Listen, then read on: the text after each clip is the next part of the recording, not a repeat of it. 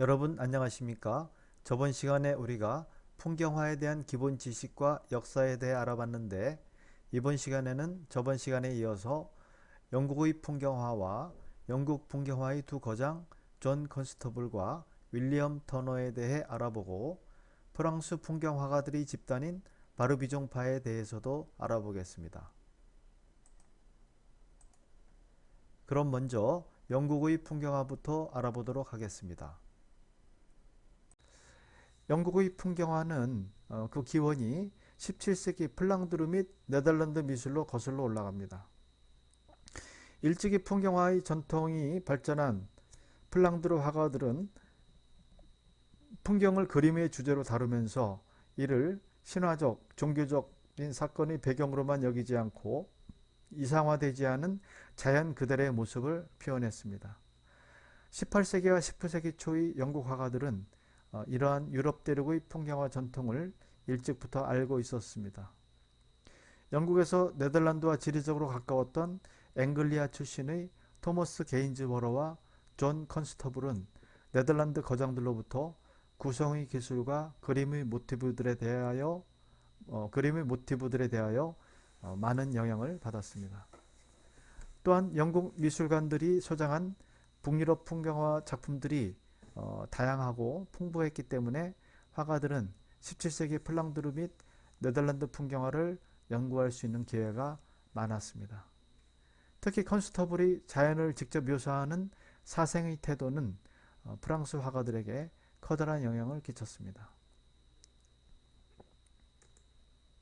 윌리엄 터너도 역시 네덜란드 화파의 영향을 받았고 프랑스 화가 로랭의 화풍에 끌려 대상을 명암으로만 보는 관념에서 벗어나 대기를 그리는 풍경화를 확립하였습니다. 그림 그리는 일을 취미나 문화생활이 아닌 자신의 생계수단으로 여겼던 화가들은 당시 대중들에게 인기가 있었던 이러한 17세기 화가들의 그림을 의도적으로 모방하기도 했습니다. 후원자의 지원을 받아 그림을 그릴 수 있었던 과거의 화가들과는 달리 자신의 작품을 직접 팔아 돈을 벌 수 있음을 체험하게 된 당시 화가들은 과거 거장들의 풍경화가 사람들에게 인기가 있는 작품 양식이라고 생각했고, 또 다른 한편으로는 자신의 작품들이 이러한 거장들의 작품처럼 명작의 반열에 오르기를 바라기도 했습니다. 지금 이 두 작품은 언뜻 보기에도 전체적인 그림의 구성과 색채감, 그리고 표현 방식까지 동일한 작가의 작품처럼 여겨질 정도로 유사함을 알 수 있습니다. 화면의 거의 절반 이상을 차지하는 하늘과 구름의 움직임이 강조된 풍경화는 플랑드르와 네덜란드의 전통적인 풍경화의 양식입니다. 또한 지평선을 강조함으로써 전경, 중경, 원경의 구분을 없애고 단숨에 전경과 원경을 자연스럽게 이어 전체 풍경을 묘사하고 있습니다. 왼쪽 그림의 작가는 미델 하르니스의 가로수길로 우리에게 널리 알려진 화가 마인데르트 호베마이며, 오른쪽 그림은 영국 풍경화가인 패트릭 네이스미스의 작품입니다. 이 두 그림을 통해 당시 플랑드르 또는 네덜란드 풍경화 작가들의 작품이 영국의 풍경화가들에게 큰 영향을 미쳤음을 미루어 짐작할 수 있습니다. 이 외에도 컨스터블은 베이낭스와 라위스달의 작품에서 많은 영향을 받았습니다. 사실 18세기 이전까지 다른 유럽 나라들에 비하여 국가적인 회화의 전통이 형성되지 못했던 영국에서 특히 풍경화의 입지는 크게 높지 못한 상황이었습니다. 더구나 왕립미술 아카데미를 중심으로 활동했던 영국 화가들은 풍경화를 경시하는 풍조가 강했습니다. 하지만 문학과 문화 전반에 걸쳐 일어났던 낭만주의의 경향은 미술에도 많은 영향을 주었으며, 자연의 아름다움에 관심을 기울인 이러한 사상과 더불어 18, 19세기에 걸쳐 영국 풍경화는 비약적인 성장을 하게 됩니다. 그럼 이어서 이런 영국 풍경화의 두 거장에 대해서 알아보겠습니다. 존 컨스터블과 윌리엄 터너입니다. 이탈리아 르네상스 시대 인물의 배경 정도로 인식되던 풍경화는 약 200년의 세월이 지나 영국에 이르러 하나의 대표적인 회화의 장르로 자리매김을 하게 됩니다. 실제로 존재하는 장소를 사실적으로 그려내고 자연 풍경에 대한 습작이 그 자체의 목적이 되어 전시회에 출품할 수 있게 되면서 한 세기가 넘게 지속되어 온 풍경화의 변화를 위한 투쟁이 비로소 성공한 것입니다. 이러한 분위기 속에서 등장한 윌리엄 터너와 존 컨스터블은 현대에 있어서 가장 중요하게 평가되는 영국의 위대한 풍경화가들입니다. 그럼 영국 풍경화의 두 거장에 대해서 좀 더 알아보겠습니다. 자연을 세심하게 관찰하여 영국 특유의 소박한 풍물을 묘사한 컨스터블이 발견한 밝은 색채감과 초록색은 터너와 함께 근대 풍경화의 획기적인 전환을 가져옵니다. 영국에서 큰 호응을 얻지 못했던 그의 색의 사용은 들라크루아를 비롯해 프랑스 인상파에게 큰 영향을 끼친 것으로 평가됩니다. 터너 역시 영국을 대표하는 화가로 빛과 색에 대한 연구를 통해 수많은 풍경화를 남겼습니다. 특히 컨스터블이 초록색의 발견자라고 한다면 터너는 하얀색의 화가로서 그의 배경의 밝은 부분에 사용된 하얀색 밑바탕 작업은 인상파 화가들이 밝은 색면 처리에 큰 영향을 주었습니다. 이들 모두 풍경화를 새로운 권위의 중심에 끌어올리기 위해서 평생을 노력했습니다. 그들은 붓과 물감으로 우리에게 감동을 주기도 하고 눈앞에 보이는 사실에 대하여 정직하게 탐구하고 세심하게 묘사했습니다. 이들의 작품은 영국 근대 풍경화의 특징을 가장 잘 설명해주는 결과물임과 동시에 새로운 시대의 등장, 즉 자연의 빛을 화폭에 담아내고자 했던 인상주의와 영국 근대 회화의 연관성을 잘 드러내 줍니다. 그럼 이들의 작품들을 한번 살펴보겠습니다. 먼저 존 컨스터블의 작품부터 보겠습니다.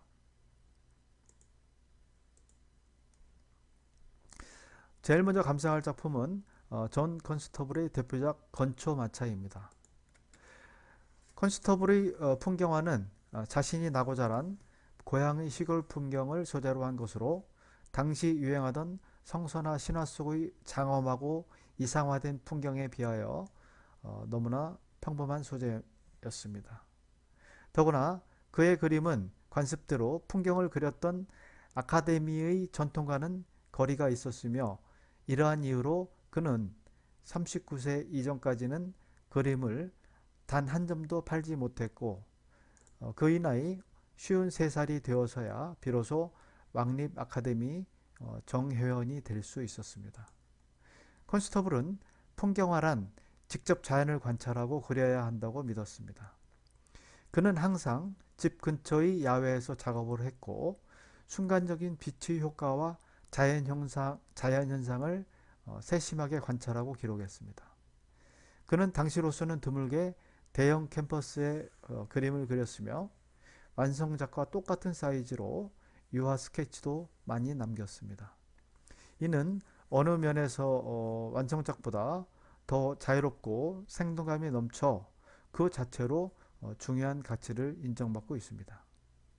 이 건초마차 작품은 1824년 프랑스 파리 살롱전에 출품하여 금메달을 수상함으로써 컨스터블은 고국 영국에서 받지 못했던 영예를 프랑스에서 얻게 되었습니다. 컨스터블이 비록 생전에는 제대로 평가를 받지 못했지만 지금은 윌리엄 터너와 함께 영국을 대표하는 가장 위대한 풍경화가로 칭송받고 있으며 그의 작품은 들라크루아나 바르비종파 화가들을 포함한 프랑스 미술가들에게도 큰 영향을 미쳤습니다. 이 작품은 주교의 정원에서 본 솔즈베리 대성당이란 컨스터블의 작품입니다. 영국 남서부 소도시 솔즈베리에는 113m 높이의 첨탑으로 유명한 중세 고딕 양식의 솔즈베리 대성당이 있습니다. 컨스터블은 이 솔즈베리 대성당을 소재로 많은 작품을 남겼습니다. 이 그림은 1820년 솔즈베리 대성당 주교인 존 피셔의 주문을 받아 제작되었습니다. 컨스터블은 성당 전면에 훤칠한 아름드리 나무들을 좌우로 시원스레 그려놓고 그 사이로 드넓은 하늘을 배경으로 성당의 장엄한 모습을 담았습니다. 성당 앞 나무 사이의 목초지와 냇가에는 소들이 풀을 뜯거나 물을 마시고 있어 목가적인 분위기를 자냅니다. 가까운 대상은 갈색조로, 먼 배경은 푸른색 톤으로 표현하던 당시 관례를 깨고 초록색 톤만으로 풍경을 그대로 살려냈습니다. 또 화면에 흰색 점을 추가해 밝은 분위기를 연출했습니다. 컨스터블은 야외에서 채색까지 병행하는 스케치로 현장의 느낌까지 담아냈습니다. 솔즈베리 대성당은 그의 이런 태도가 잘 드러난 작품입니다. 그의 이러한 작업 태도는 훗날 인상파 화가들에게 큰 영향을 주게 됩니다.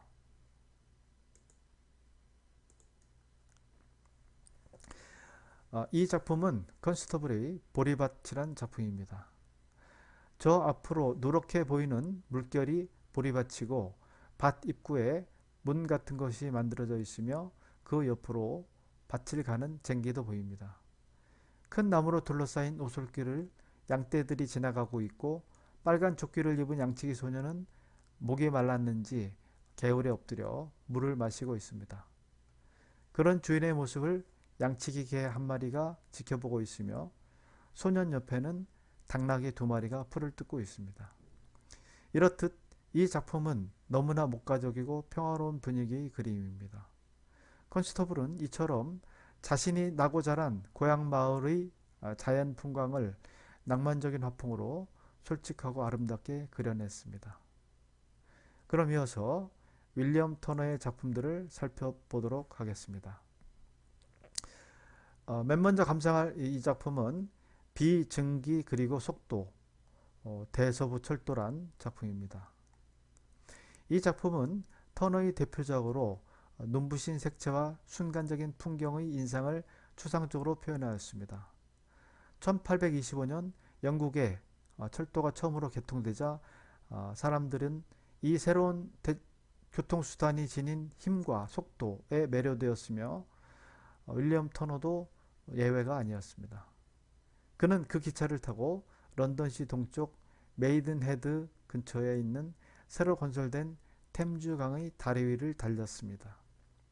그는 속도를 몸소 체험하기 위해 폭우가 쏟아지는 날 달리는 열차의 창문 밖으로 고개를 내밀었고 10여 분 이상 비오는 열차의 풍경을 온몸으로 느끼며 관찰하였습니다. 그 결과 탄생한 작품이 바로 이 작품입니다. 이른에 가까운 나이에 완성한 이 작품은 빛과 대기 그리고 19세기 영국의 최첨단 산업기술이 어우러진 도시의 역동적인 풍경을 포착하고 있습니다. 작품 속에서 터너는 푸른색과 금색, 붉은색, 흰색 물감을 사용하여 어슴푸레한 대기와 안개, 속도감을 표현하였습니다. 윤곽이나 형태를 거의 완전히 용해시키고 온통 한 덩어리로 뭉쳐진 황토색 대지와 레몬빛 대기를 뚫고 검은 전기기관차가 육중한 속도로 달려오는 듯한 이 작품은 물과 불, 대기가 만나 소용돌이치는 강한 힘을 느끼게 해줍니다. 이 작품은 1844년 왕립 아카데미에서 전시되었으며 비평가들은 속도와 에너지에 대한 감각, 원근법 속에서의 시야의 확장, 그리고 빛나는 색채의 향연에 찬사를 보냈습니다. 또한 그의 빛과 대기는 프랑스의 자연주의자들과 인상파 화가들에게 큰 영향을 끼쳤습니다. 이 작품은 국회의사당의 화제란 작품입니다.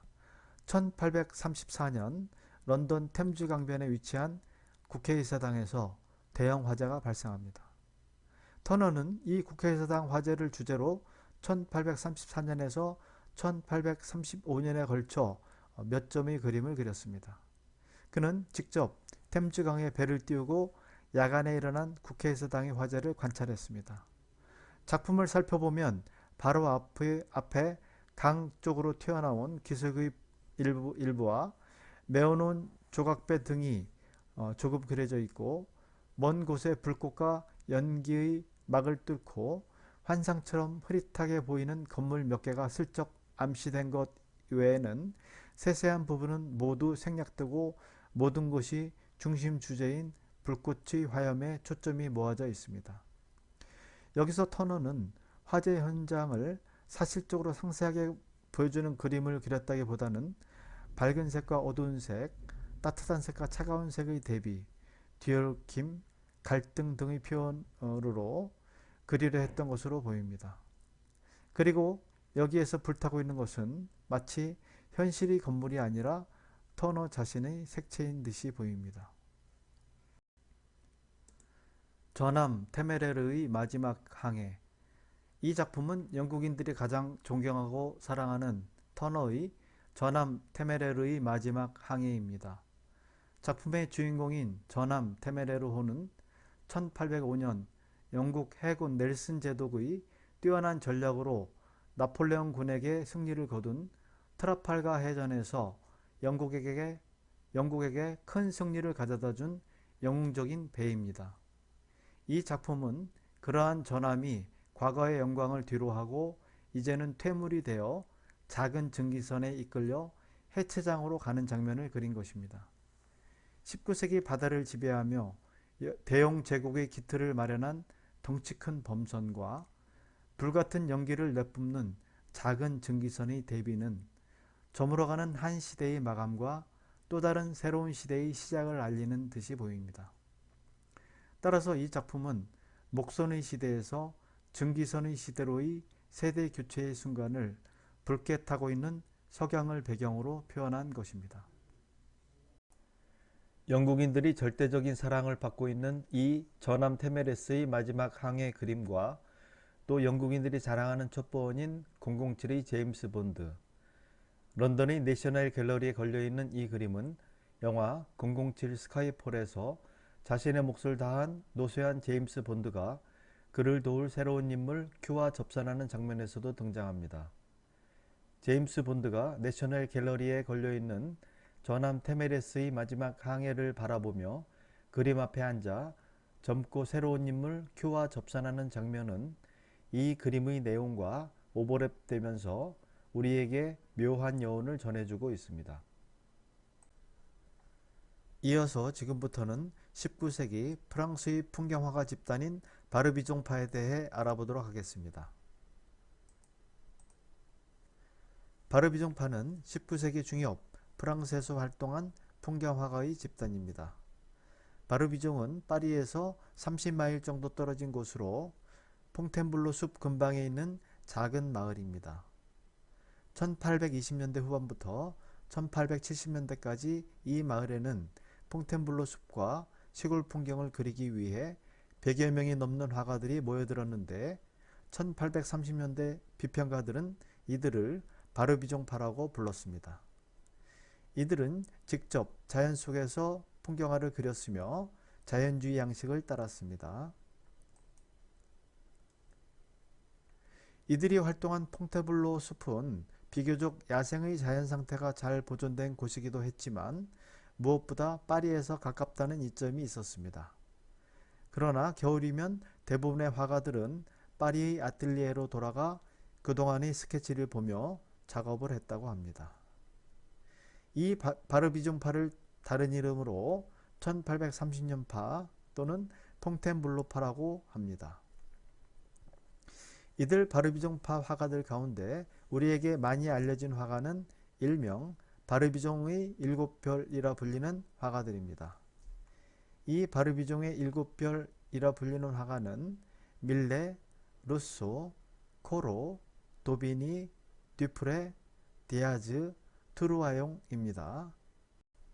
그럼 이 7명의 화가들 중에 이미 앞에서 언급한 밀레나 코로는 제외하고 나머지 화가들의 작품들을 살펴보며 작가들에 대해서도 알아보도록 하겠습니다. 먼저 테오도르 루소의 작품부터 보겠습니다. 이 작품은 1850년경에 그려진 순막이라는 작품입니다. 순막이라 하면 숯을 굽는 운막집을 말합니다.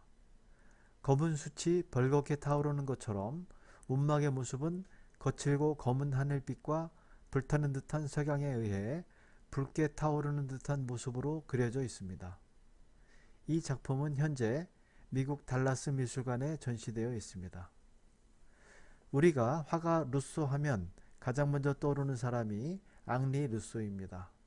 하지만 앙리 루소와 지금 소개하고 있는 테오도르 루소는 같은 프랑스 화가이긴 하나 시대와 그림 스타일이 전혀 다른 그런 사람입니다. 그러니 여러분도 이 두 사람을 혼동하지 말아주길 바랍니다. 테오도르 루소는 밀레와 더불어 바르비종파의 대표적인 화가로 네덜란드의 풍경화가 라위스달과 호이엔의 영향을 받았으며 그는 단순한 풍경을 그리려고 하지 않고 숨쉬는 자연의 생명을 표현하려고 시도한 화가였습니다. 그 당시 루소가 쓰던 바르비종의 집이자 작업실은 현재 바르비종파 미술관의 부속 전시관으로 사용되고 있습니다. 이 건물의 명칭은 테오도르 루소의 아틀리에로 불리는데 하지만 실제 루소의 그림 대부분은 파리에 있는 주요 미술관으로 옮겨져 전시되고 있습니다. 그렇지만 이곳에 가면 루소 이외의 다른 바르비종파 화가들의 다양한 작품들을 감상할 수 있습니다. 이어서 감상할 작품은 역시 바르비종의 7별 중의 하나인 샤를 도비니의 대표작인 봄이란 작품입니다. 이 작품은 현재 프랑스 사르트르 미술관에 전시되어 있습니다. 샤를 도비니는 화가인 에드몽 프랑수아의 아들로 파리에서 태어나 일찍부터 화가가 되기를 원했다고 합니다. 도비니는 1835년에 이탈리아, 영국, 스페인 등을 두루 다니면서 여행을 하였고 1840년에 들라르슈에게 사사를 받았습니다. 그는 전통적인 역사화와 살롱의 분위기에 맞는 화풍을 즐겨 그렸으나 바르비종파 화가들을 알고 난 후부터는 자연주의적인 화풍으로 전환하였습니다.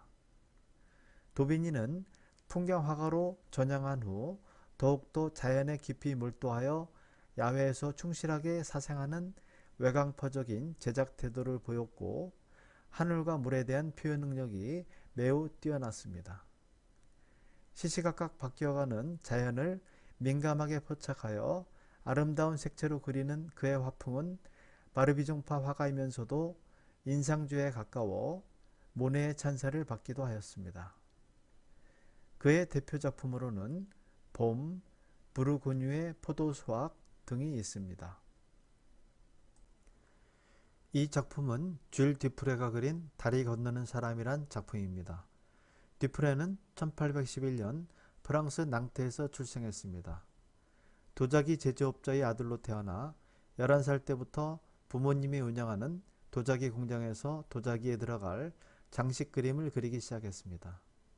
이후 줄 듀프레는 도자기 그림 그리는 일을 그만두고 풍경화가로 전향했습니다. 그는 1831년 살롱에 처음 작품을 출품하여 보수적인 살롱 비평가들의 눈길을 사로잡았습니다. 1834년경 듀프레는 바르비종파의 대부로 불리던 테오도르 루소를 만나 우정을 쌓기 시작했고 이후 두 사람은 함께 여행도 하고 작업실을 공동으로 쓰며 그림에 열정을 쏟았습니다. 루소가 살롱전에서 1등상을 거머쥔 작품은 두 사람이 여행하는 동안 듀프레의 조언에 의해 구상되고 완성되었습니다. 듀프레 역시 초기의 서정적 감성의 낭만적인 풍경화에서 루소와 친교를 가진 이후 사실적인 풍경화로 변화되어 서로가 서로의 작품에 영향을 주고받았음이 확인되고 있습니다. 그러나 듀프레가 프랑스 화가로서 최고의 영예인 레종 도네루 훈장을 받자 루소는 이후 듀프레와 연락을 끊었다고 합니다. 줄 듀프레의 주요 작품으로는 다리 건너는 사람 외에 퐁텐블로의 떡갈나무, 물가의 솥대 등이 있습니다. 이어서 마지막으로 감상할 작품은 투르 아용이 그린 일하러 나가는 황소떼입니다. 콩스탕 투르 아용은 프랑스의 화가로 도자기 공장에서 일하다 살롱에 입선한 것을 계기로 본격적인 화가의 길로 들어섰습니다. 파리에서 바르비종파에 가담하여 활동하던 중 네덜란드 여행에서 만난 네덜란드파 동물화가들의 영향을 받아 풍경화 속에 소나 양 등의 동물의 모습을 넣어 자신만의 작품 세계를 확립하였습니다. 이 작품은 원래 루브르에서 소장하고 있는 작품인데 현재는 오르세 미술관에 임대되어 전시되고 있습니다. 이상으로 바르비종파의 대표 화가들에 대해 알아보았습니다. 이어서 역시 참고 영상 하나 소개하며 오늘 수업을 마치겠습니다.